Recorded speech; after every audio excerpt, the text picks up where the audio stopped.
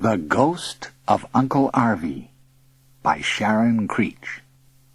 Read by Peter Marinker.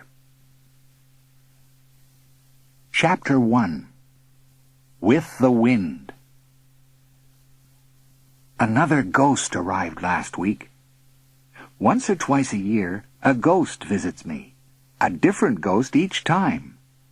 The ghosts come with the wind at night. It isn't an ordinary wind, but a bare whisper of wind which tickles the curtains. No one sees or hears this wind except me and my dog Bo. I am your basic ordinary 9-year-old boy, and usually I live a basic ordinary life. I go to school, I tend to my dog Bo, I eat, I sleep. My name is Danny.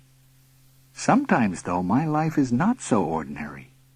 This is because of the ghosts. The first ghost came when I was 5 years old. It was my great-gran, but I didn't know she was a ghost. She seemed real enough to me. When I mentioned great-gran's visit to my mother, she said, "Danny, great-gran is in heaven." "Not last night she wasn't," I said.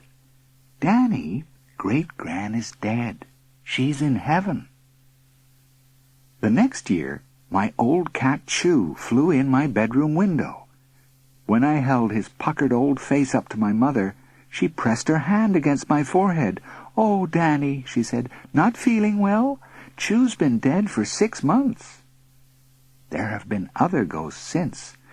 An old man who used to live next door, a woman who said she had lived 200 years ago, and a policeman. I asked the policeman ghost, "Why do ghosts visit me?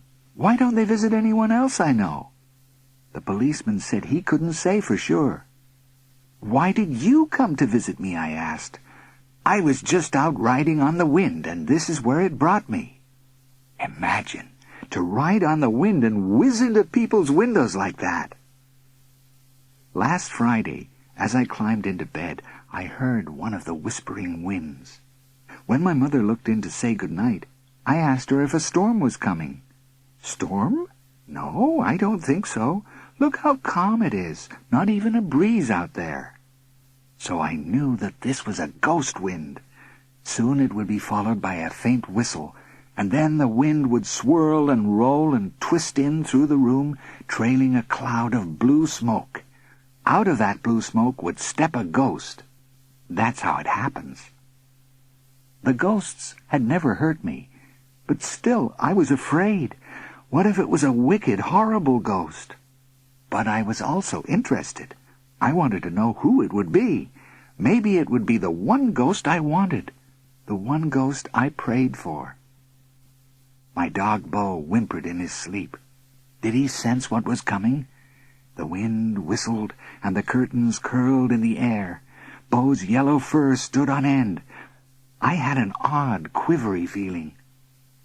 I've tried to tell my friends and teachers about these ghosts, but they just laugh. "What an imagination," my teachers say. One boy at school, Billy Baker, punched me in the chest. "You don't see no ghosts, you stupid liar," he said.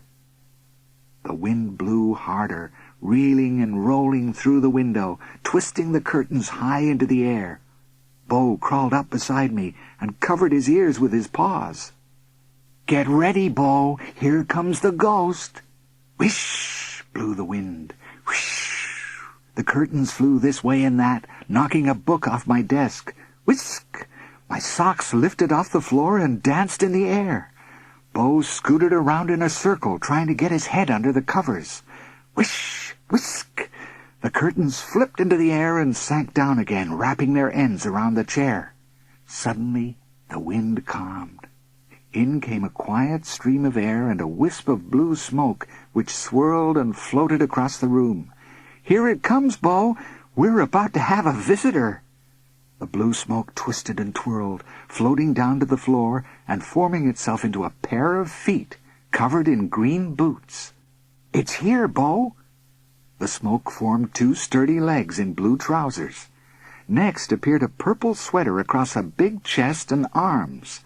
The smoke wiggled and wobbled and formed into a head, topped by a red cowboy hat. The ghost had arrived.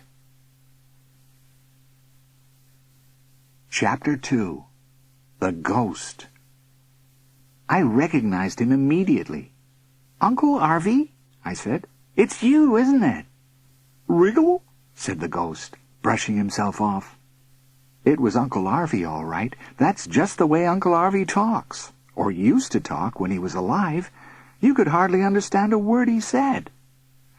Bo poked his nose out from under the blanket, sniffed the air, and barked. I lifted the blanket and removed Bo's paws from his eyes. Bo tilted his head from side to side, staring at Uncle Arvie. "Can you see him?" I asked Bo. "It's Uncle Arvie." "Yip!" Bo squeaked. "Elephant," Uncle Arvie said. "No, it's my dog."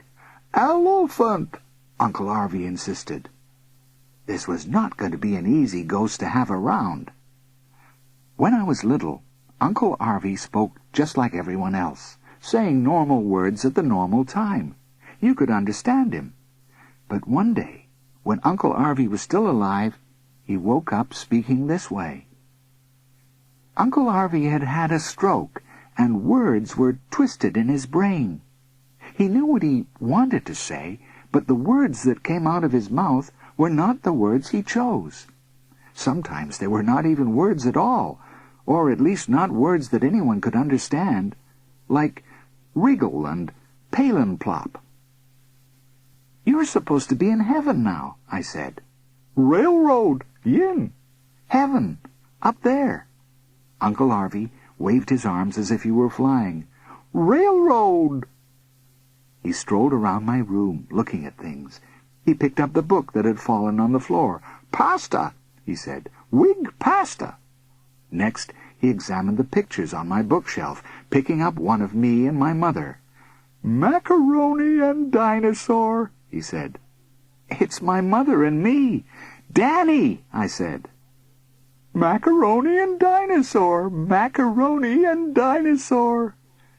Why couldn't I get a normal ghost? What was I going to do with this ghost? Uncle Arvie examined a photograph of my father. He kissed the picture. "Dinosaurs pepperoni," he said. Uncle Arvie pointed towards the door. "Pepperoni?" "My father isn't here." "Not pepperoni?" "He's gone. Uncle Arvie tilted his head, just like Bo, waiting for me to finish.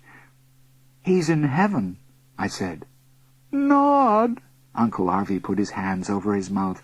"Nod railroad, nod pepperoni railroad, nod, nod." He was very upset. My father and Uncle Arvie were brothers. "I was hoping maybe you'd seen him there, in heaven." "Nod, nod," Uncle Arvie cried. "Nod, nod pepperoni." I gave him a tissue. "It was last year," I said, "right after you. He was very sick." Uncle Arvie blew his nose. "We miss him," I said. Uncle Arvie held the picture to his chest. "We miss you too," I said. Uncle Arvie put the picture back on the bookshelf and lifted another photograph. It was one of Uncle Arvie and his wife Julia. "Oh, Hartfoot," he said. "Oh, oh, Hartfoot." He hugged the picture and kissed it. "She's not in heaven," I was glad to report. "Julia's fine." "Oh, Hartfoot." He put the picture back and turned suddenly. "Please," he begged. "3, please." "What?" Uncle Arvie held up 4 fingers, looked at them, and then pushed one back down. 3 fingers wiggled. "3 what?" I asked. It looked as if Uncle Arvie wanted 3 things, but I had no idea what he might want. "Food?" "Nod." "Money?" "Nod, nod." "Clothes?" "Nod, nod, nod." He waggled his fingers in my face. "Nail clippers?" "Nod!" I was getting a little annoyed. "Maybe we should sleep now," I said. I hoped that in the morning I'd be able to understand him better. Or maybe he'd be gone. I really would have preferred a ghost who spoke normally. Uncle Arvie glanced pitifully at his 3 fingers. "Maybe I'll understand in the morning," I said. "Maybe we should get some sleep." "Stamp," Uncle Arvie said. He lay down on top of my desk, with his long legs sticking straight out in the air over the edge, as if they were held up by something invisible. Soon he was snoring. Bo wriggled out from beneath the blankets, sniffed the air, and whimpered. "Well, Bo, we have a new ghost. Try to be brave." I patted Bo's head until he closed his eyes. There was no more wind. All was quiet except for the snoring of Uncle Arvie and of Bo. The curtains hung straight against the window, and outside I could see the black sky and the bright stars. I found a star, and on it I wished. It would be nice to have another ghost. I wish for... I thought about what Uncle Arvie had called my father. I wish for my pepperoni. Uncle Arvie was thrashing this way and that in his sleep. He was still wearing his boots, clothes, and red hat. I was surprised that ghosts slept with their clothes on. I had thought that maybe they had special white robes to sleep in. I hoped that tomorrow I could figure out what Uncle Arvie meant by 3 pleases. I hoped he wouldn't expect me to steal anything for him. And why did he need me to help him anyway? I thought ghosts could do whatever they wanted. I wondered if I should tell my mother that Uncle Arvie's ghost was visiting. No. She would say that Uncle Arvie was in heaven. There was no such thing as a ghost. Chapter 3. The First Please. I was so scared. I was running down a railroad track faster and faster, and there was a terrible noise behind me.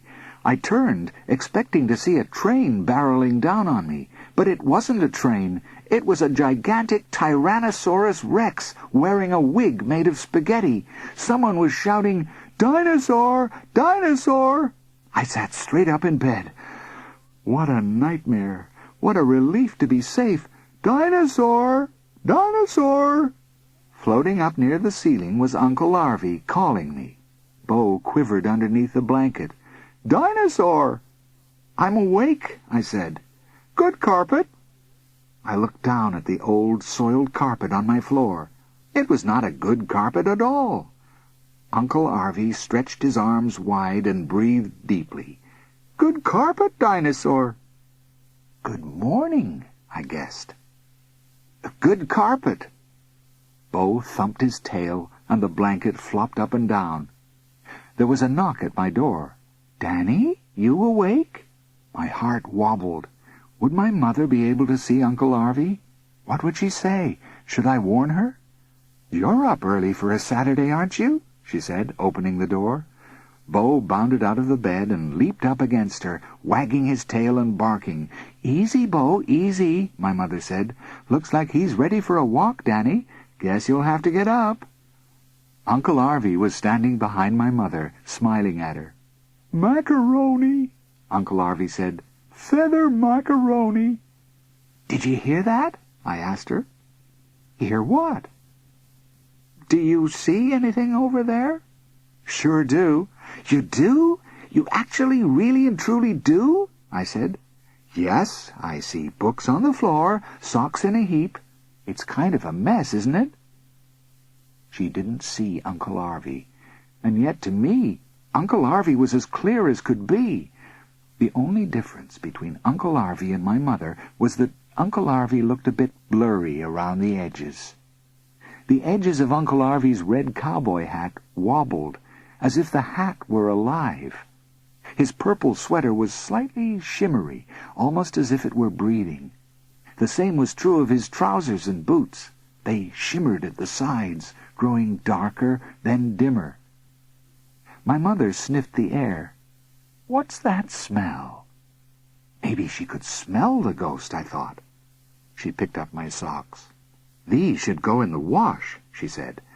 "And there's some other smell. What is it?" She glanced around the room. "It reminds me of someone. I can't think who it is." Uncle Arvie was waving his arms all around. "Pin!" Uncle Arvie said. "Pin!" My mother dropped the socks onto my bed. "Bring these down with your other dirty clothes," she said as she left. "I'll feed Bo, but you'd better be ready to walk him pretty soon." "I don't understand it," I said to Uncle Arvie. "She can't see you or hear you, and yet I can see and hear you as clear as anything." Uncle Arvie zoomed up to the ceiling, flipped twice, and landed on my bed. "3, please? 3, please?" I had forgotten about that, and now that I was reminded, I was a little worried. "Let's take Bo out, and you can explain as we walk," I suggested. "Pin Mailer," Uncle Arvie said, flapping his arms. "Pin Mailer, Mailer, Mailer!" He flapped his arms, lifted into the air, and sailed smoothly through the window. Bo barked and jumped against the window ledge. His long tail whacked my legs. "No, Bo," I said. "You can't go through the window." Uncle Arvie floated across the road, circled a tree, and skimmed lightly to the ground. It was probably fortunate that Uncle Arvie was wearing his green boots, because he had landed in a puddle. He stood there grinning up at us. Bo bounded down the stairs, out of the door, and stopped at the curb, wagging his tail. I led him across the street, and he leaped towards Uncle Arvie, barking and wiggling his back end. "1, please?" Uncle Arvie said. "I'll try," I said. "What is it?" "Fraggle Pin Harfoot a Wig Pasta and—" "Wait a minute," I said. "I didn't exactly get that. Could you repeat it?" Uncle Arvie put his hands to his eyes and formed 2 circles, as if he were looking through binoculars. "Fraggle Pin Harfoot." "Harfoot? That's your wife, right? Julia? You want me to see Aunt Julia? Show her something?" "Yin." "What do you want me to show her?" "Wig Pasta," Uncle Arvie said. This sounded familiar. Uncle Arvie had said Wig Pasta last night. When did he say it? What was he looking at?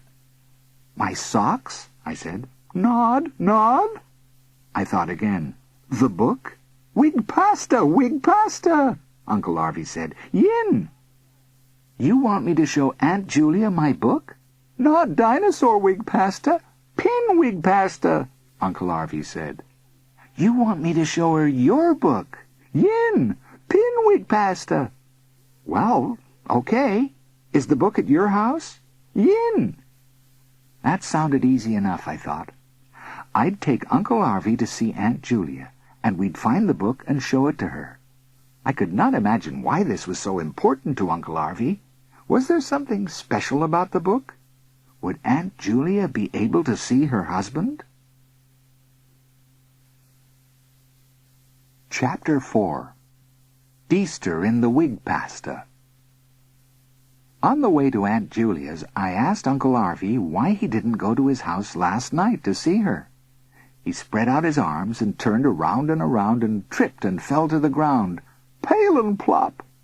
"You couldn't steer?" "Yin, pale and plop." "Will she be able to see you?" I asked. "Nod," Uncle Arvie sniffed. "Nod, Fraggle." "Why not?" Uncle Arvie shrugged. He didn't know. "Couldn't you show her the Wig Pasta? The book, I mean?" "Nod." Uncle Arvie shook all over. "Hartfoot twiggle-a-twiggle." He trembled and looked afraid. He opened his mouth and screamed. Bo barked and hid behind me. "Oh, it would frighten her," I said. "Yin, twiggle, twiggle," Uncle Arvie agreed. When we arrived at Aunt Julia's house, Uncle Arvie clapped his hands. "Pin box," he said. "Pin and Hartfoot box." "Danny?" Aunt Julia said, opening the door. "What a lovely surprise." Uncle Arvie put his hands to his chest.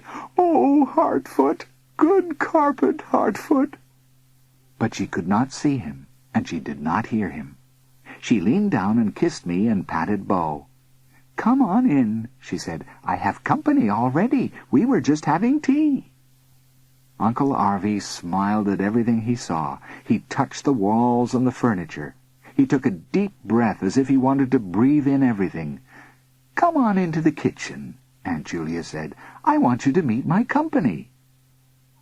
In the kitchen was a tall, skinny man with greasy black hair. When he smiled, I saw 2 silver teeth. "Here," Aunt Julia said. "This is Colin."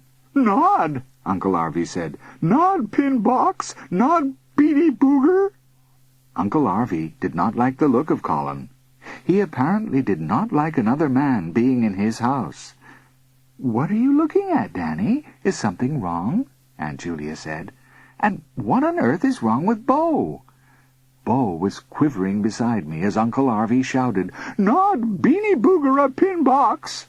I couldn't believe that Aunt Julia could not see or hear Uncle Arvie. He was flailing all around, shouting and waving his arms. "Danny, what are you staring at?" she repeated. "Oh, nothing. Sorry," I said. Aunt Julia sniffed the air. "What's that smell? It reminds me of—" She stopped and shook her head. "No, it's silly of me." She offered me some biscuits. Colin sat down and smiled his silvery smile at me and at Aunt Julia. I did not like the look of him either. She brought a vase of white freesias to the table. "Look what Colin brought me. Wasn't that sweet? Don't they smell lovely?" "Nod!" Uncle Arvie shouted. "Nod!" Uncle Arvie pushed the vase off the table. It fell with a loud crash to the floor and broke into pieces. Bo barked. "Oh," Aunt Julia said. "How on earth? What happened? My goodness!" Colin stared at the broken vase. "Danny, why don't you and Colin go on into the other room while I clean up this mess? Oh, goodness, I can't imagine how this happened." I went straight to the bookcase and looked at the titles. Which one did Uncle Arvie want me to show Aunt Julia? Colin stood beside me. "Do you like books?" he asked. "I guess." "I don't, not much," Colin said. "Gives me a headache to read a book." "Beanie Booger?" Uncle Arvie said. "Beanie Bud Booger?" Uncle Arvie examined the shelf. He looked and looked at row after row of books. At last he said, "Wig Pasta!" And just as he reached for a book, Colin reached up and took that same book from the shelf. "Nod," Uncle Arvie said. "Nod, Pin Wig Pasta, Beanie Booger." Colin leafed through the pages. "Now, this book would definitely give me a headache," Colin said. "The print is too small." "May I see it?" I asked. "Sure. Wait a minute. What's this?" Colin had found something in the book. It looked like a letter. Aunt Julia appeared, carrying a tray of sandwiches and biscuits. "Here we are," she said. "Now we can have a proper tea." Uncle Arvie was going crazy.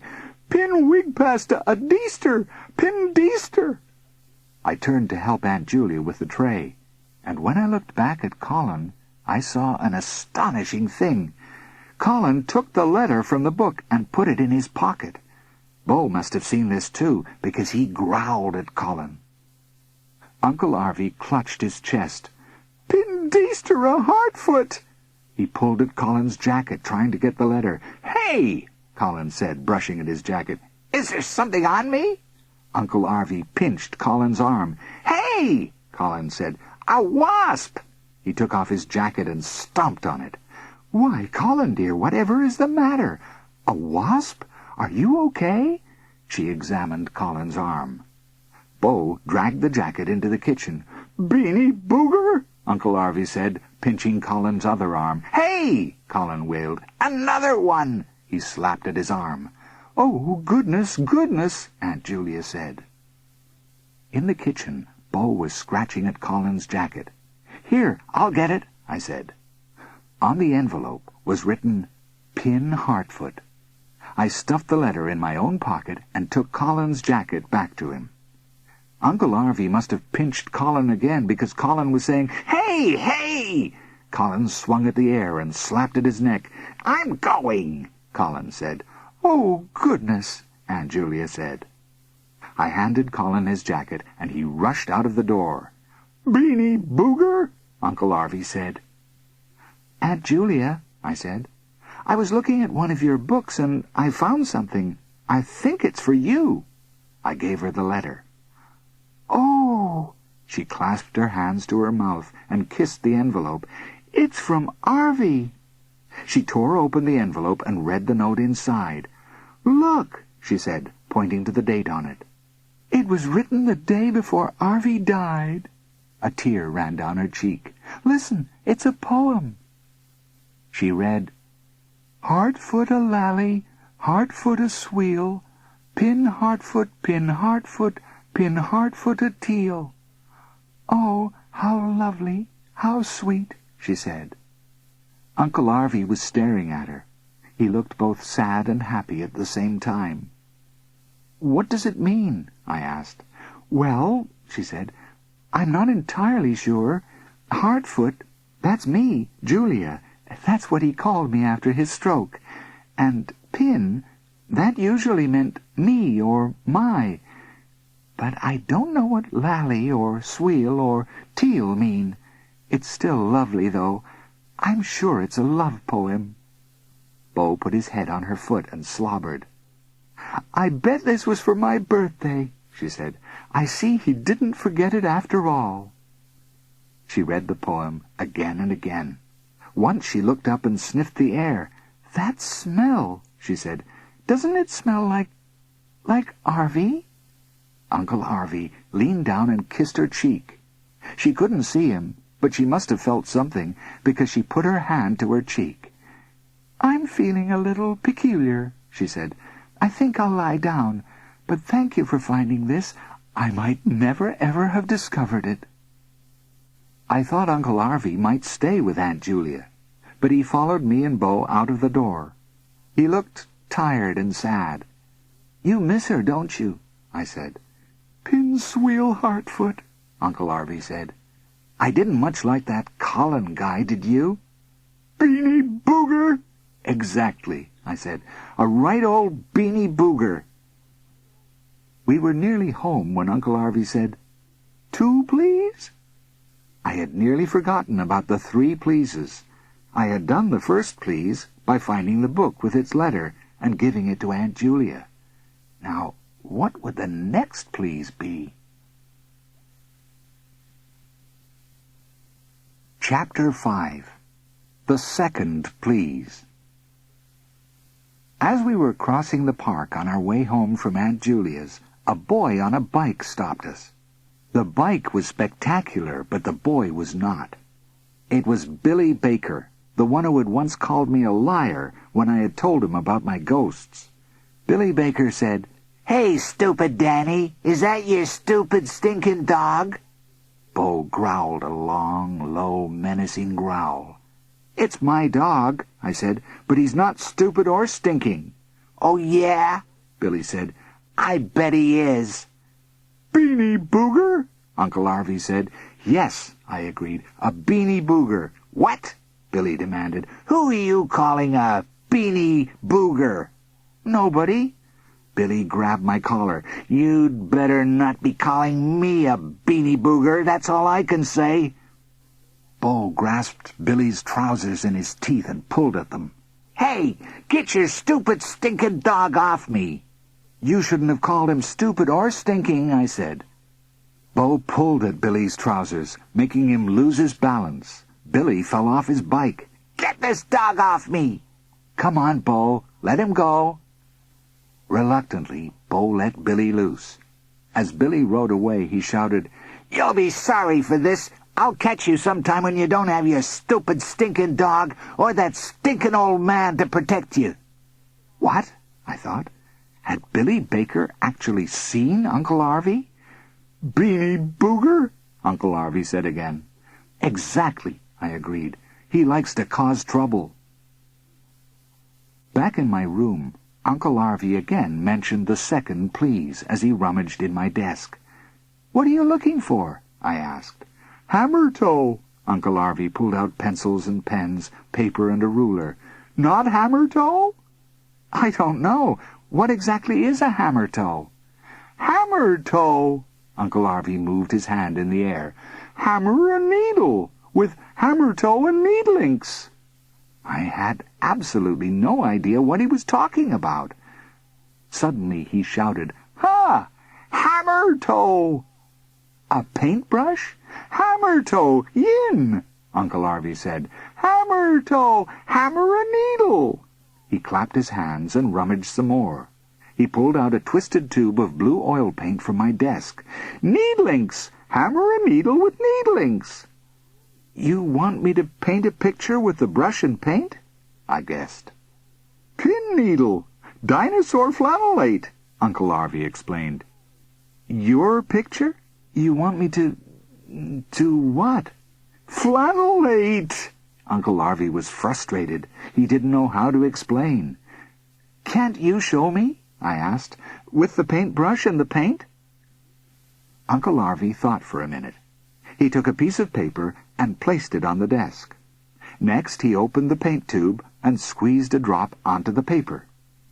He dipped the brush in the paint and started to draw. But an odd thing happened. There was paint on the brush, and the brush was moving across the paper, but the brush was leaving no marks. Golly, I said, is it invisible paint? Uncle Arvie slammed his fist on the desk. Not fraggle! He dropped the brush and covered his face with his hands. Let me try. I dipped the brush in the paint and stroked it across the paper. Look, it works for me. I painted a thin blue line across the paper, added a few strokes, and drew a house. Uncle Arvie tapped at the picture. Dinosaur needle! He jumped up and took the paintbrush and pretended to paint a picture in the air. Pin needle! Then he dropped the brush. Not flannelate. Not finished. Is that it? Your painting isn't finished? I asked. Yin, wriggle. Dinosaur flannelate, Uncle Arvie shouted. Wait a minute, I said. Let me get this straight. You've got a painting, an unfinished painting, and you want me to finish it? Wriggle! I can't do that, I said. I don't know how to paint. Uncle Arvie held up my drawing of the house. Dinosaur hammer, Uncle Arvie begged. Where is your painting? I asked. Uncle Arvie shrugged. He wasn't sure. Well, I guess we'll go back to your house tomorrow and see if we can find it. But I don't guarantee anything. Like I told you, I really don't know how to paint. Uncle Arvie looked relieved. He cleared the top of the desk. Stamp, he said, and he lay down on the desk and fell asleep. Bo curled up at the foot of the desk, and he too fell asleep. Uncle Arvie slept all day, and I was glad. It was very hard keeping up with a ghost who used such unusual words and asked for favors. I wondered where his painting was, and how hard it would be to finish it. That night, as I lay in bed, I remembered something.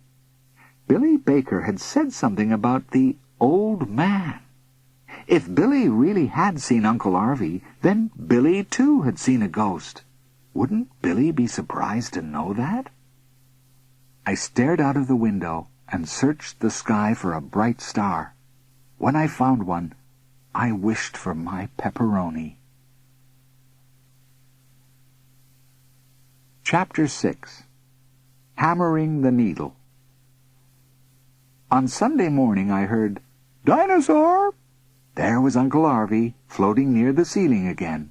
Good carpet, Dinosaur! Good morning! I could smell pancakes, and it occurred to me that I hadn't seen Uncle Arvie eat since he had arrived. Aren't you hungry? I asked him. Nod.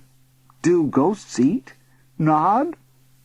What do you do all day, when you're not visiting me, I mean? You don't eat. What do? Stamp. Sleep? Is that all? Nod. Uncle Arvie flapped his arms. Mailer. Sleep and fly. I'd like that. Can you go wherever you want? Nod. Uncle Arvie wiggled his arms and twirled and fell over. Pail and plop. Oh, right. You can't steer. You mean you just have to go where the wind takes you? Yin. Maybe that was why my father had not come to see me yet. Maybe he couldn't find his way. Danny? My mother called. She tapped at the door and came in. You awake? Uncle Arvie smiled at her. Feather macaroni. What is that smell? My mother said. It's so familiar, and yet... Does it remind you of someone? I asked. Yes, I think it does, but I can't exactly say who. Uncle Arvie jumped up and down. Pin, he said. Pin, Pin. So, what are you and Bo doing today? My mother asked. Hammer and needle, Uncle Arvie said. Dinosaur flannelate. I thought maybe we'd go over to Aunt Julia's for a while, I said. She must be very lonely now that Arvie is gone. Uncle Arvie looked sad. Pin Harfoot, Pin Sweel. I bet he's lonely too, I said. My mother looked surprised. But Danny, he's in heaven. He won't be lonely. Maybe you don't stay in heaven all the time, I said. Maybe sometimes you ride around on the wind all by yourself and... Danny, what an imagination you have. Do you think my pepperoni is lonely? Your what? I meant my father, Dad. Do you think he's lonely?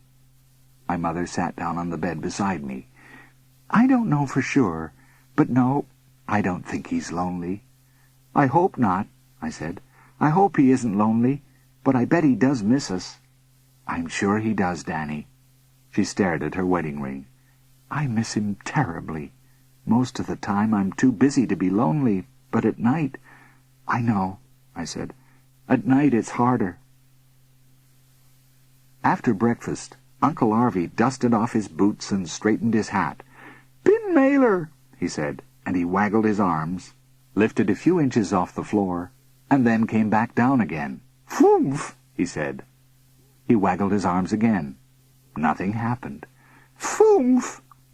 Again he tried, and this time he lifted smoothly into the air and sailed through the window and over the trees, settling down in the grass across the road.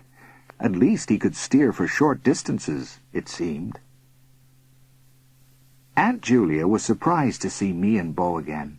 I do so love to have company, she said.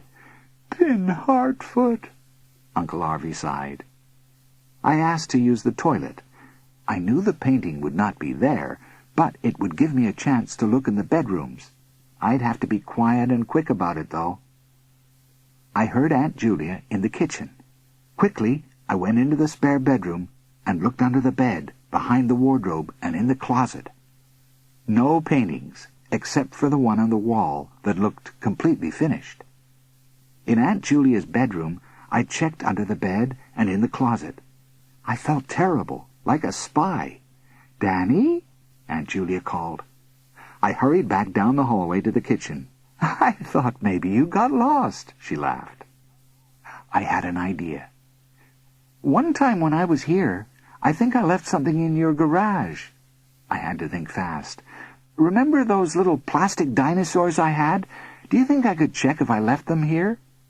Your dinosaurs? I don't remember seeing them out there, she said, but you can go look. The garage was stacked with boxes, gardening tools, an old bicycle, rubbish bins, and paint cans. When I asked Uncle Arvie how big the painting was, he held out his arms to show how wide, and then swiveled them to show how tall. That's a pretty big painting, I said. We shouldn't miss something that big. I poked around the boxes, moved tools, and searched the rafters. It's not here. Can you think of anywhere else it could be? Uncle Arvie scratched his head. Suddenly he said, Pick it, and pointed to the roof. I don't think a painting is going to be on the roof. Uncle Arvie pointed towards the house and then towards the roof. Pick it! Pick it! The attic! Wriggle! Pick it! Did you find your dinosaurs? Aunt Julia called. No, I must have left them somewhere else. I was trying to think of a way to get into the attic. Do you want me to do anything for you while I'm here? Well, isn't that sweet of you, she said. I can't think of anything. Do you need anything taken up to the attic? The attic? My goodness, I haven't been up there in years. I'm sure it's a complete mess. No, I don't think I need anything carried up there, though. Uncle Arvie was sitting beside her, staring at her with a smile on his face. He liked to watch her. Maybe I could go up there and straighten it up for you, I said.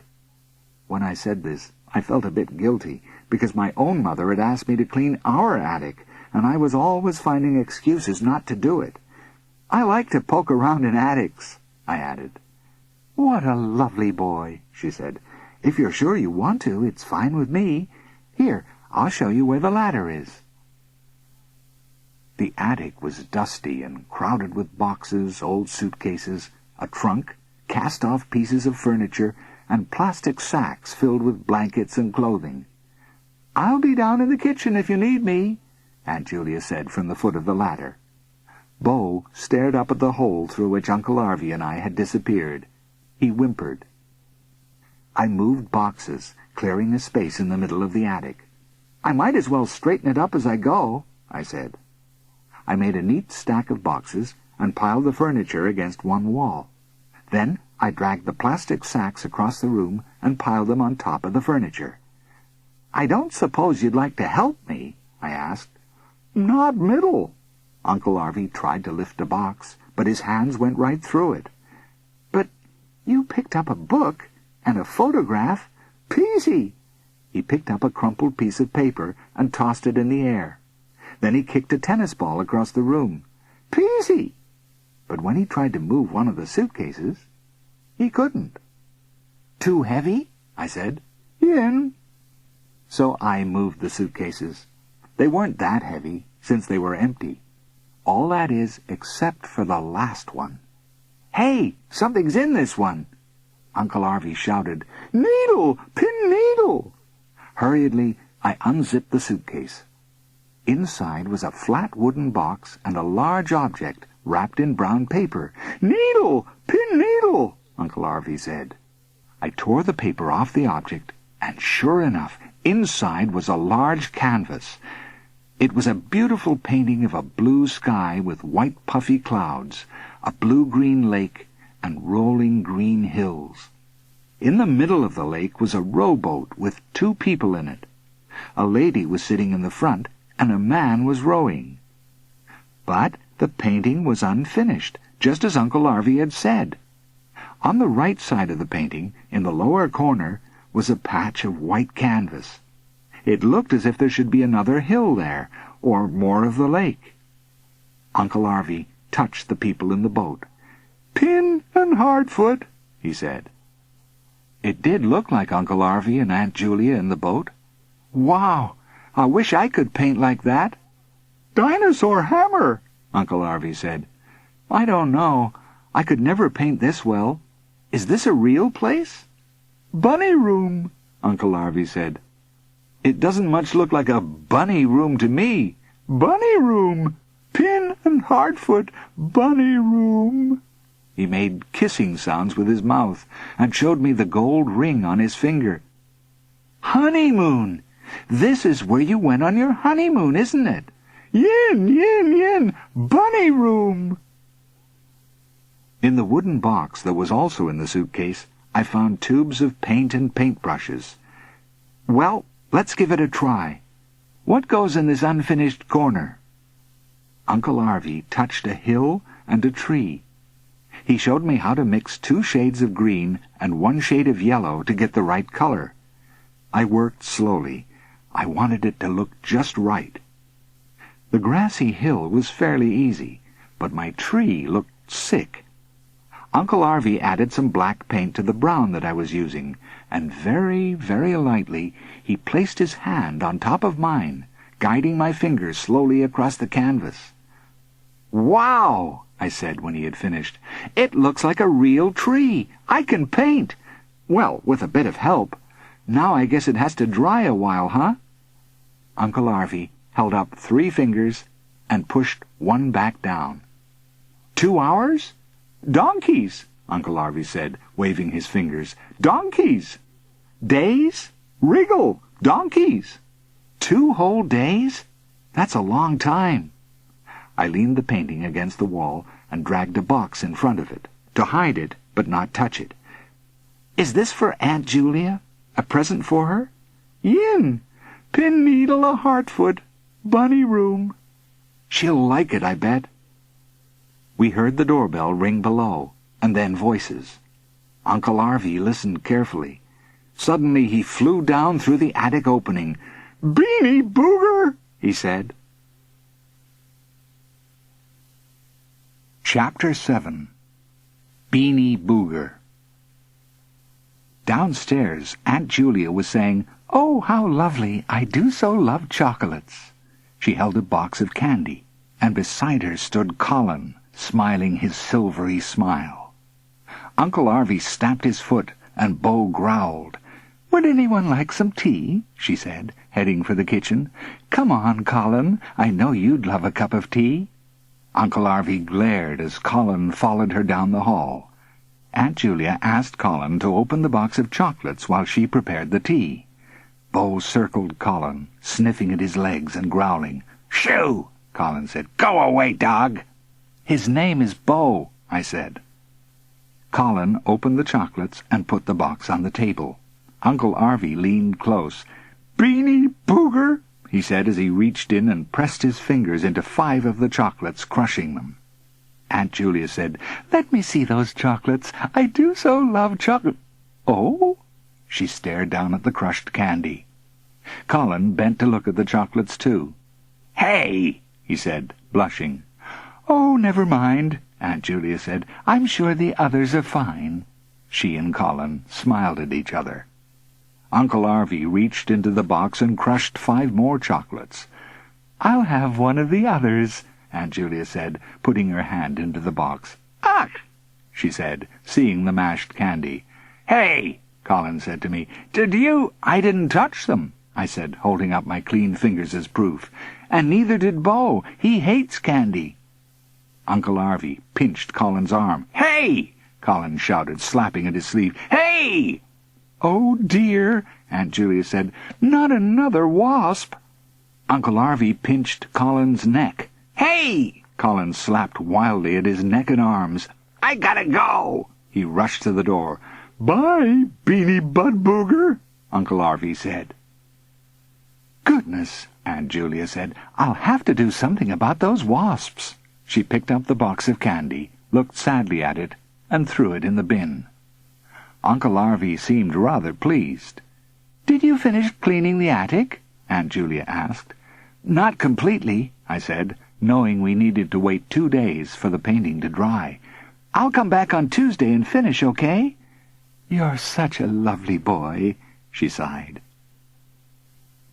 When Uncle Arvie, Bo, and I reached the park across from my house, Uncle Arvie said, "Mailer! Pin Mailer!" He flapped his arms, rose up in the air a few inches, and fell back to the ground. "Foomph!" "I guess it isn't always so easy," I said. Uncle Arvie waggled his arms. Up he rose. He put one hand on his red cowboy hat to hold it on. He wobbled and flipped and rose far into the air. "Be careful!" I shouted. "Don't get caught in the wind!" Uncle Arvie somersaulted in the air. "Owie!" he said. He flipped and turned, and finally floated down until he was level with my window.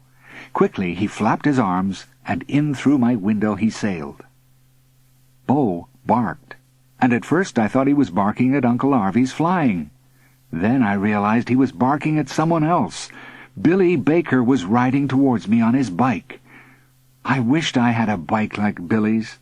I'd asked for one for my birthday last year, but my mother said she couldn't afford one. I had started saving my pocket money for one, but at the rate that was adding up, I'd be too old for a bike by the time I had enough money for one. "Keep that stupid, stinking dog away from me," Billy called as he spun around us. "Where's the old geezer?" "What old geezer?" "That old geezer in the stupid red hat. That old geezer who was with you yesterday." "He's not an old geezer," I said. "Oh, yeah? Well, he looked like a stupid old geezer to me," Billy said. "He's a ghost." Billy laughed a wicked laugh. "Sure he was, and I'm a piece of lettuce." Billy grabbed my arm and squeezed it hard. "You stupid liar!" "He is a ghost," I insisted. My arm hurt like crazy. Bo grabbed Billy's shoelace and pulled at it. "Get off!" Billy said, kicking at Bo. "Get the stupid, stinking dog off me!" "I'll get him off if you let go of my arm and listen to me for a minute." "Get the dog off first," Billy said. "No, you let go of my arm first." Billy let go, and I pulled Bo away. "You've got 1 minute," Billy said. "Talk, and it better be good." "It was a ghost you saw, and I can prove it," I said. "Right, this I've got to see." "See that house over there?" I said. "The ghost is in there right now. See that window up there? You wait and watch. I'm going to ask the ghost to fly out of that window. Then will you believe me?" "What do you think I am?" Billy said. "Some kind of idiot?" "Just wait, you'll see." I raced across the street with Bo following me. Now I'd show Billy Baker once and for all that there was such a thing as a ghost. I ran upstairs. "Uncle Arvie! Uncle Arvie!" I flung open my bedroom door, and there was Uncle Arvie, lying across my desk, sound asleep and snoring. Outside, Billy Baker stared up at my window. I shook Uncle Arvie. "Wake up! Please wake up!" I shook him and wobbled him and pulled on his arm. "Please, please wake up!" I begged. Billy stared up at the window, waiting. I patted Uncle Arvie's face and tickled his chin. "Please, please, please wake up!" But no matter what I did, I could not wake him. I saw Billy pick up a rock and hold it in his hand. "Please, please, please!" I begged Uncle Arvie. Uncle Arvie snored. At last I said, "Come on, Bo," and went outside. Billy tossed the rock up and down in his hand. "So where's the stupid ghost?" he said. "He's asleep." "Ha, ha, ha!" Billy laughed wickedly. "Man, you were more stupid than I thought. The ghost is asleep. Oh, man, how about if I throw this rock through that window up there and wake him up, huh?"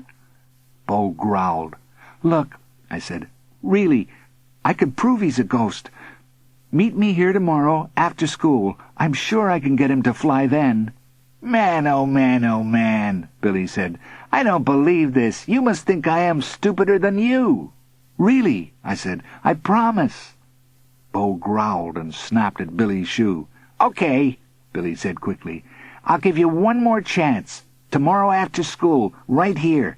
And that stupid old geezer ghost better fly, or you're going to see this here rock fly right through your stupid old window." Off rode Billy, still tossing the rock in one hand. I sure hoped Uncle Arvie would fly for Billy. I sure hoped he would. Chapter 8. Nod Mailer. On Monday after school, I dashed home, where Bo leaped on me, plastering my clothes with sloppy drools. My mother was still at work. "Come on, Bo," I said. "Let's get Uncle Arvie." I was relieved to find Uncle Arvie awake. He was sitting on my desk, holding a picture of his wife. "Pin Harfoot," Uncle Arvie sighed. Through the window, I saw Billy Baker riding his bike across the park, towards the spot where we had agreed to meet. "Uncle Arvie, I have a favor to ask," I said. "A please?" "Yes, I want you to show Billy Baker that you know how to fly." "Pin Mailer!" Uncle Arvie shouted, flapping his arms. "Not yet," I said, and I led Uncle Arvie downstairs and across the street. Billy Baker sat on his bike, his arms crossed over his chest. "So, let's see this old geezer fly," he said. "I don't have all day, you know." "Pin Mailer?" Uncle Arvie said. "What's he talking about?" Billy asked. "What's a pin mailer?" "You'll see," I said. "Uncle Arvie, go ahead. Show him. Fly." Uncle Arvie straightened his cowboy hat and stretched his arms. He flapped them once, twice, 3 times. "Foomph," he said. Again he flapped his arms, this time faster. Once, twice, 3 times. "Foomph," Billy said. Oh, man, just as I thought." "Wait," I said. "Sometimes it takes a while for him to warm up." Billy looked at his watch. "Like I said, I don't have all day. He'd better hurry." Uncle Arvie tried again. He wiggled and wobbled his arms. He flapped them up and down. He waved them all around. He turned in circles. "Foomph, foomph," he grunted. Nothing happened. "Stupid geezer," Billy said. "Stupid dog, stupid kid." He circled us on his bike. Man, oh man, are you going to be sorry?" he said, and he rode off. Uncle Arvie frowned. Not Mailer. The one time I ask you to do something, I said, the one time I need you to fly, and what happens? Not Mailer. He looked pitiful. Across the street my mother was getting off the bus. Hi, she called. How was your day? Terrible. Just terrible. That bad? Well, come on in and tell me about it.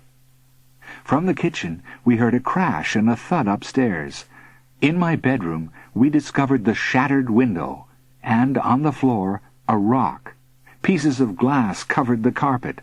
Oh, my mother said, looking out of the window, who would do such a nasty thing? Beanie Bud Booger, Uncle Arvie said. I wanted to tell her who had done it, but if I did, she might call Billy's parents, and then he might do something much worse. Maybe it was an accident, I said. Let's hope so, she said, but she didn't seem convinced. Chapter 9. Needle for Harfoot. On Tuesday we returned to Aunt Julia's house. She was just coming home from work, and must have stopped for groceries on the way home, because she was loaded down with carrier bags. "Thank you," she said, as I took the bags from her. "I wasn't sure that you'd really come today. I thought you might forget." She put her groceries away and sank onto the sofa. "I'm a little tired," she said. "I hope you don't mind if I put my feet up and take a little nap while you putter around in the attic." Uncle Arvie gazed at his wife. "Pin Lally, Pin Squeal, Pin Harfoot." In the attic, I hurriedly pulled the painting from its hiding place and touched the portion of the canvas which I'd painted. "It feels dry to me. How does it look?" Uncle Arvie stepped back and studied the painting. "Bunny room needle a Harfoot, feather bunny room." "You like it?" Feather bunny room." "Don't you need to sign it or something?" I asked.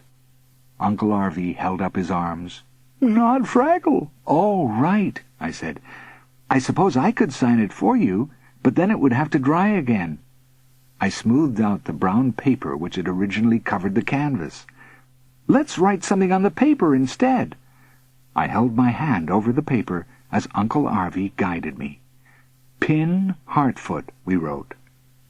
"I'll just finish tidying up, and then I'll give it to her, okay? That's what I'm supposed to do, isn't it? Give it to her?" "Yin, wriggle!" Uncle Arvie was as excited as a child at Christmas. I finished stacking furniture and boxes against the wall, swept the room, and dropped a sack of rubbish down through the attic opening. Carefully, I eased the painting down through the hatch. Aunt Julia was dozing on the sofa. I patted her arm.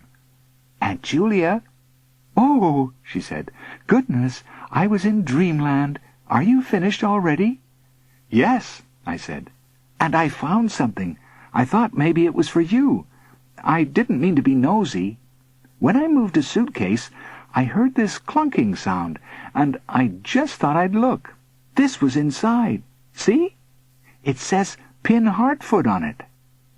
Aunt Julia sat up quickly and put her hands to her mouth. "What on earth?" She ran her fingers lightly over the words, Pin Harfoot. "It's from Arvie." Uncle Arvie sat beside her on the sofa. "You haven't seen it before?" I asked. "No, I haven't. What can it be?" She turned the package over and unsealed the edges of the paper. Beside her, Uncle Arvie was grinning, and Bo thumped his tail eagerly. Aunt Julia pulled the paper away and held the canvas in front of her. "Oh, oh, oh," she said. "Oh, oh, oh, goodness, goodness, goodness!" She was crying. "It's our honeymoon. There's that beautiful lake, and look, there we are in the boat. That's me, and that's my Arvie." She covered her face in her hands. Beside her, Uncle Arvie's lip quivered. "Do you like it?" I asked. Aunt Julia sniffled. Oh, yes, I do." She stared at the painting. "I bet this was supposed to be my birthday present. I bet he hid it in the attic, and then... "Oh, my Arvie!" Uncle Arvie leaned over and kissed her cheek, and immediately she put her hand to her face. "Oh, I can almost feel him here with us right now." She sniffed the air. "Do you know, I can almost smell him here." She laughed. "I bet you think I'm crazy, don't you?" "No," I said. "Not a bit." Chapter 10. The Third Please. When we returned home after giving the painting to Aunt Julia, my mother was taping a piece of cardboard over a second window. "Another rock," she explained, showing us the glass on the carpet. "I've had enough of this. I'm going to find out who's doing such a horrid thing."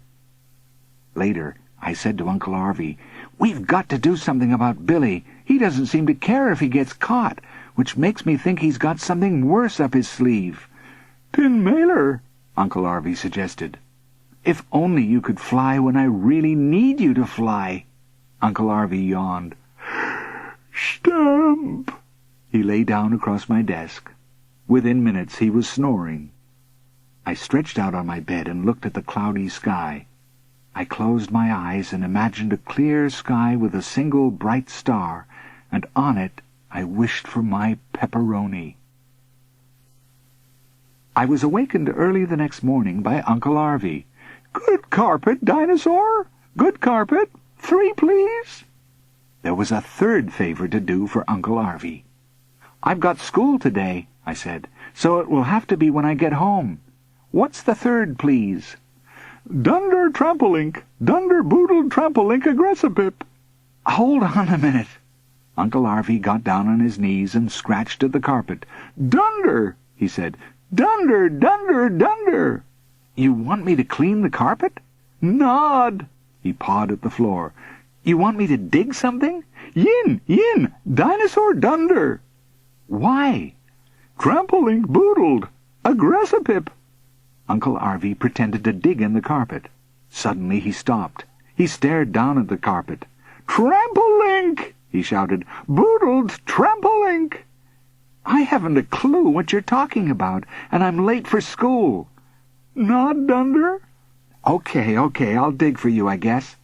But I have no idea what I'm digging for, or where I'll be digging. Can you explain to me after school?"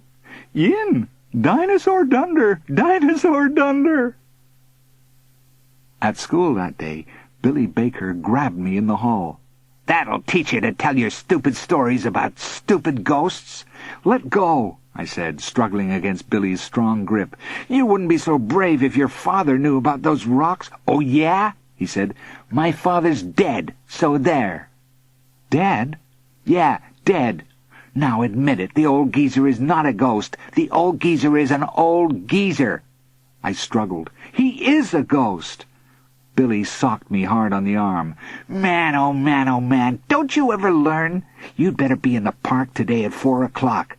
The old geezer better fly then, or you won't have a single window left in your house. Got it? "I can't be there at 4. I've got to dunder... I've got something to do." Billy squeezed my arm. "But I'll be there at 6, I said. Billy breathed in my face. "Yeah, 6? Okay, 6 o'clock, stupid."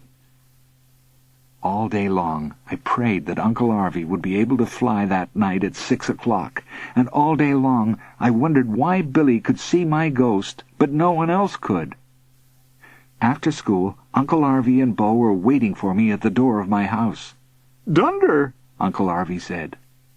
On down the road we went. I hoped it would not take too long. I hoped we'd be finished by 6 o'clock. I was not surprised to discover that we were headed for Aunt Julia's house again, but I was surprised to see, as we neared the house, someone leaving a box on the front steps. Bo growled, and Uncle Arvie clenched his fists when he recognized Colin. "I was just leaving this for Julia," Colin said. "She's not home." "I know," I said. "I'm going to weed the garden for her." Uncle Arvie crept slowly up to Colin. "Will you tell her I left this for her?" Colin said. "It's another box of chocolates. I'm sure these aren't smashed. I can't imagine what happened to those others." and I can't imagine why I keep getting stung by wasps when I'm here." He looked around quickly. "Do you see any?" "Any what?" I said. "Any wasps?" "Well," I said, as Uncle Arvie reached for Colin's arm, "as a matter of fact—" "Ow! Hey! Ow!" Colin shouted, slapping at his arm. He ran down the path and dived into his car. "Beanie Booger!" Uncle Arvie said, kicking the chocolates into the bushes and heading for the garage. "Beanie Bud Booger!" While Uncle Arvie rummaged in the garage, I examined the old rusty bicycle I'd seen earlier, when we'd been looking for Uncle Arvie's painting. I wondered if maybe I could fix the bicycle. But the more I looked at it, the more things I saw wrong with it. It was covered in rust. Both tires were flat. The chain was hanging loose. One pedal was missing. The handlebars were bent. "Dinosaur!" Uncle Arvie called. He had found a spade, which apparently was what he had been looking for. He motioned for me to bring the spade, and out to the back garden he marched. He walked slowly around, scratching his head. "Gressipip," he said, waving his arm across the bushes and flowers. "Garden? Yin, wriggle, gressipip." Uncle Arvie continued walking around the flowers. At last he stopped in front of a rose bush. "Dunder!" Bo tilted his head from one side to the other and whimpered. "Here? You want me to dig up Aunt Julia's rose bush? Won't she be mad?" "Dunder trampoliink! Boodle trampoliink aggressipip!" Uncle Arvie jumped up and down and held his arms wide. "Trampoliink! Boodled trampoliink aggressipip!" Okay, I said. "I'll dunder the trampoliink, whatever that is, here in the gressipip. But Aunt Julia's not going to like it when she sees her rose bush all dug up." With his finger, Uncle Arvie drew a large circle around the rose bush. Apparently, he wanted me to dig all the way around the bush so I wouldn't chop its roots. I dug, and all the while I kept an eye on my watch. I hoped we'd be finished by 6 o'clock. Chapter 11. Dundering Trampoliink. For half an hour I dug. The rose bush was now lying beside the hole. Bo and Uncle Arvie were sitting on the grass watching me. "Are you sure I'm digging in the right place?" Uncle Arvie scratched his head. "Can't you dig a while?" Nod dunder." Uncle Arvie pushed the spade against the ground with all his strength. It didn't even make a dent in the earth. "Ghosts sure are peculiar," I said. "You can fly, but you can't dig. You can pinch, but you can't paint or write. You can lift little things, but not big ones. Very weird." Bo jumped into the hole. He scratched at the ground with his paws, sending clumps of earth flying into the air. "Elephant dunder," Uncle Arvie said. "Good old Bo, you're a good old digger." "Danny, is that you?" It was Aunt Julia home from work. "Uh-oh," I said. "Now we're in trouble." Aunt Julia walked towards me. "What in the world? What are you doing? Oh, my goodness!" She stared at her toppled rosebush and at the hole in which Bo was digging.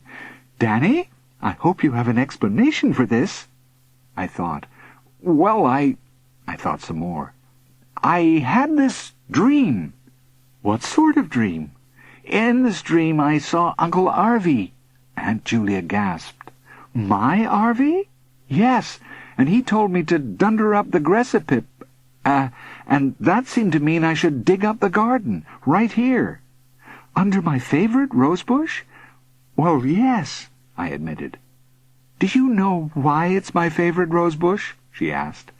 "No? It's because it was a present from Arvie. He planted it here with his own hands 3 years ago." "Oh, I'm sorry I dug it up," I said, glaring at Uncle Arvie, who was sitting on the grass watching her. Bo was still scratching away at the hole, flinging earth. "I don't understand why you would have a dream about Arvie telling you to dig up my favorite rosebush. Have you been eating too much candy lately?" she asked. Bo barked. He leaped out of the hole and pulled at my trousers. "What is it?" I asked. "Quit pulling me!" Bo barked and leaped back into the hole. He scratched at the earth. "Wait a minute," Aunt Julia said. "What's that?" In the middle of the hole was a piece of green metal. I reached in and brushed away the earth, uncovering more green metal and a brass handle.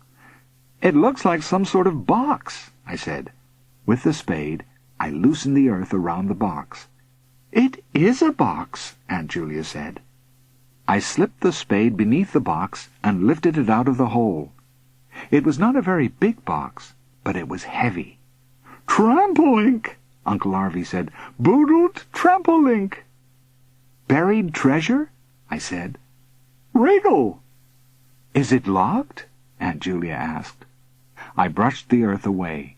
There was a small brass latch at the front, and it wasn't locked. Chapter 12. Boodling Chinkapink. "I feel very peculiar," Aunt Julia said, sinking to the grass. She sniffed the air. "This is very strange. Very, very strange. You'd better open the box, Danny. I can't." Inside the box was a bundle of letters tied with brown string. "What on earth?" she said. She touched the top letter. "These are letters I wrote to Arvie before we were married. He saved them." She lifted the bundle from the box, and as she did so, she revealed what was beneath the letters. "Trampoliink," Uncle Arvie said. Beneath the letters were bundles of old notes and bags of coins. "Money," I said. "Treasure! Trampoliink!" "Why, look at all this money," Aunt Julia said. "Hundreds, thousands." She covered her face with her hands. "Don't cry," I said. "I'm sure he didn't steal it." "That's not why I'm crying. I know Arvie didn't steal this. He saved it for years and years and years." "But why didn't he put it in the bank?" I asked. "Arvie? Put money in a bank? He didn't believe in banks," she said. "After he died, I found little bits of money hidden everywhere, in his shoes, in his jackets, in our wardrobe. I knew there had to be more money somewhere, but I had no idea where, and I had no idea it was this much. Just think, if you hadn't had that dream—" She picked up the letters and the box full of money.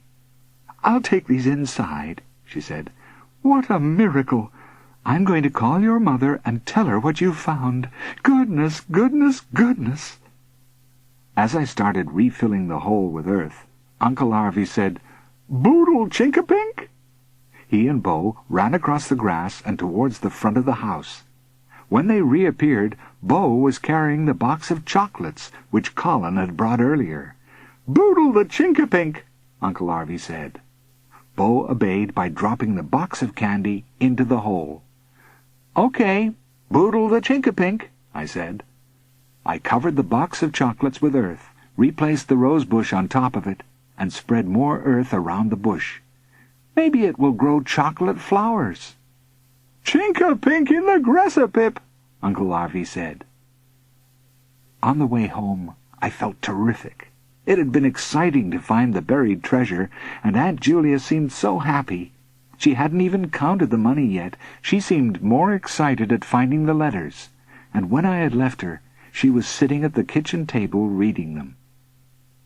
As we neared home, Uncle Arvie said, "Pin mailer?" Without thinking, I said, "Sure, go ahead." Uncle Arvie wiggled his arms and flew into the air and away. "Oh, no!" I cried. "Wait!" I looked at my watch. It was almost 6 o'clock. Billy would be waiting. Chapter 13. Mailer, Mailer. A strong wind was blowing through the park when I reached it. Leaves whipped through the air. I wondered if I had time to go home first and get Uncle Arvie. I was afraid Uncle Arvie would go to sleep again, and I wouldn't be able to wake him. But it was too late. Billy Baker was riding towards me, pedaling fast, and he looked angry. He squealed to a stop and jumped off his bike. "Man, oh man, it sure is windy," he said. The wind blew his hair in wild tangles, making him look even more threatening. He grabbed my collar and snarled, "So, where's the old geezer, you stupid kid?" I strained to look across the road at my house. I thought I saw something move in the window upstairs. Was it Uncle Arvie? Billy threw me to the ground and knelt on my chest. "Repeat after me. The old geezer is an old geezer." Billy's hands pressed against my arms. "He isn't," I said. "He isn't an old geezer." Billy twisted my wrists. "Repeat after me. The old geezer is an old geezer." I squirmed and twisted, trying to get loose. A flicker of red flashed in the air above us. "Look! Up there!" "Don't try to pull that one on me," Billy said. "You're just trying to distract me." "Really, look! Up there!" Billy turned quickly. "Where?" "There! Above the road! Coming this way!" Billy gasped. "Jeez!" Uncle Arvie was flying. "Holy moly!" Billy said. I twisted beneath him and rolled free. The wind whipped the leaves through the air, and Uncle Arvie rose and somersaulted and dived and soared. "Oh-wee!" Uncle Arvie shouted. "Mailer! Mailer! Oh-wee!" Uncle Arvie twisted and turned and looped. "Holy moly!" Billy cried. He crouched in the grass, covering his head with his arms. "Get that thing away from me!" he whimpered. Uncle Arvie dived and swept past Billy's face. "Holy moly!" Billy moaned. "He's a ghost," I said. "Say it! Say! He's not an old geezer. He's a ghost." Uncle Arvie flew above the tree and dived again, narrowly missing Billy's head. "Say it!" "Okay, okay," Billy said. "He's not an old geezer. He's a ghost. Now make him stop." A strong blast of wind blew through the park. "Oh-wee!" Uncle Arvie said, as the wind caught him and carried him far into the air. "Pale and plop!" he shouted. "Pale and plop!" "Uh-oh," I said, watching Uncle Arvie rise higher and higher. "He can't steer." Billy peeked from between his fingers at the sight of Uncle Arvie flying higher and higher into the sky. "Where's he going?" Billy asked. "Pale and plop! Pale and plop!" Uncle Arvie shouted, but his voice was fainter and fainter as he sailed towards the clouds. "Come back!" I shouted. "Come back!" I ran across the park, following Uncle Arvie, trying to keep him in sight. A thin echo drifted down. "Pale and plop!" "Oh, please," I called. Try to steer." But the wind was too strong. It pulled Uncle Arvie up into the clouds, and I could see him no more. I stood for a long time, watching the sky, hoping to see that red cowboy hat. There was nothing more to be seen. Uncle Arvie was gone. I walked back across the park, passing Billy, who was still crouched on the grass. "Wait!" Billy called. I kept walking. My mother and Bo were standing in the back garden. "Danny," my mother said, "where have you been? Aunt Julia called and—" "What's wrong? Is something the matter?" I looked up into the sky once more, and then I knelt beside Bo. I whispered in Bo's ear, "Uncle Arvie flew away." Bo cocked his head and whimpered. "Danny?" my mother said. "Why are you out here?" I asked. "It's a bit windy, isn't it?" She wrapped her jacket tighter around her. "It sure is. But I was just thinking, after Julia called and told me about you finding the money Arvie had buried, I was just wondering." "Wondering what?" "Do you think your father might have buried something back here, the way Uncle Arvie buried something in his garden?" "I don't know." "Oh, well, it's probably a silly idea," she said. "Let's go inside. I have some good news for you." Chapter 14. A Wish. "It's really Aunt Julia who has the good news," my mother said. I felt terrible. All I could think about was Uncle Arvie, who had disappeared on the wind. The phone rang. "Go on," my mother said. "Answer it. I bet it's Aunt Julia." Reluctantly, I lifted the receiver. "Danny, is that you?" Aunt Julia said. "Did you happen to see a box of chocolates on the porch when you were here? Colin just phoned and said he left a box of chocolates." "Well, I'm not suggesting that you took them," Aunt Julia said. "Anyone could have taken them. It was silly of him to leave them there in the first place." "Yes, well, I'm beginning to think he's rather a silly man. All that business with the wasps. I never saw any wasps, did you?" she asked. "No, exactly. I think Colin is imagining things. He's a foolish man. Not nearly as interesting as your Uncle Arvie was. Colin is a sort of a beanie booger," I said. "You sound just like Arvie," Aunt Julia said. "Thank you for reminding me of him, and thank you for finding Arvie's letter, and then for finding that beautiful painting of our honeymoon." She sniffled. "And of course for finding the box today with all my letters and the money. I don't know how to thank you." "Oh, that's okay," I said. "It was fun finding those things." "I think you deserve a reward," she said. "Anything you want, anything at all. It's yours. What would you like?" I thought. There were 3 things I wanted, but I knew that Aunt Julia could not give me 2 of those things. So I asked for the 3rd. I said, "In your garage is an old bike. Was that Uncle Arvie's?"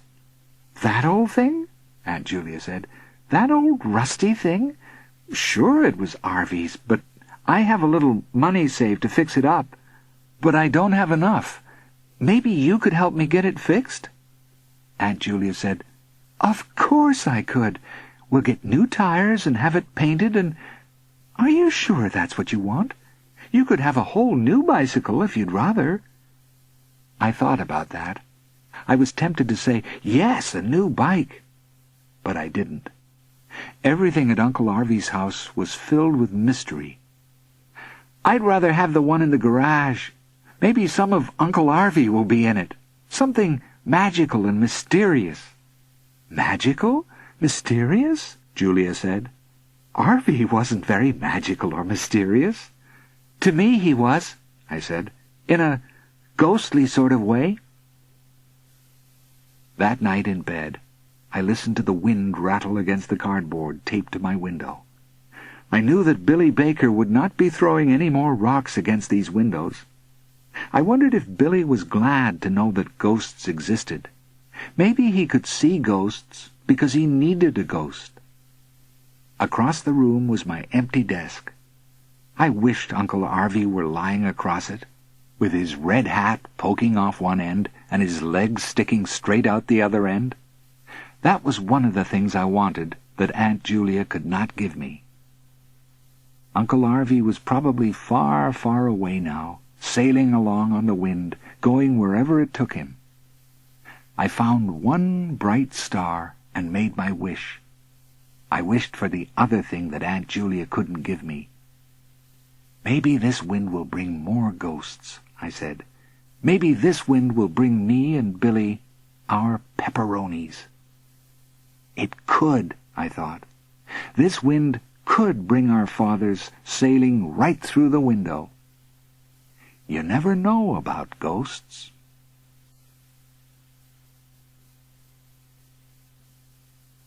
That was The Ghost of Uncle Arvie by Sharon Creech, read by Peter Marinker.